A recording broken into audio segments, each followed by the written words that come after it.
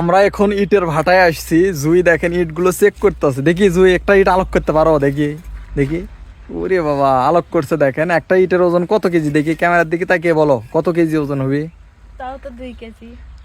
কয়টা ইট আলোক করতে পারবা? তাও 4টা একসাথে। 4টা একসাথে আলোক করতে পারবে। এই যে ইট, আমরা ইটের ভাড়ায় আসছি। চলেন আমরা ভেতরের দৃশ্য দেখাই যে ইটের ভাটার ভেতরে কি থাকে আপনাদের দেখাবো। ইটগুলো এখন সবগুলো বের করা হয়েছে যার কারণে ইটের ভাটার ভেতরে এখন ফাঁকা। দেখছেন এই যে এটা হচ্ছে ইটের ভাটার ভেতরে, এখানে ইট রাখা হয়। এই যে গর্ত খামা দেখতেছেন, এই যে খামা, এই খামা দিয়ে আগুন দেওয়া হয়, ঠিক আছে? মানে এখান দিয়ে আগুন আসে এর ভেতরে।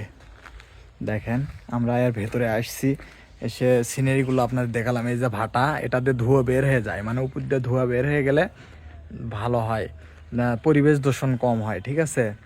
দেখেন ভেতরে ভাটার দৃশ্য, যারা কোনোদিন দেখেননি তারা দেখে নেন, ঠিক আছে? ভালো লাগলে ভিডিওটা শেয়ার করে দিবেন। জুই আসছে, জুই তো এসে খুবই খুশি, মানে সেই খুশি ভাটাতে এসে। পরে আমিও আসছি, আসার পরে ভালো লাগলো তাই ভিডিওটা করলাম। মানে আমরা ফটোশ্যুট করতে আসছি, ফটোশ্যুট করতে এসে আমি এই ভিডিওটা নিলাম। যে যাই হোক, ভালো লাগলো দেখে, অনেক সুন্দর লাগলো তাই ভিডিওটা নিলাম, ঠিক আছে? ধন্যবাদ।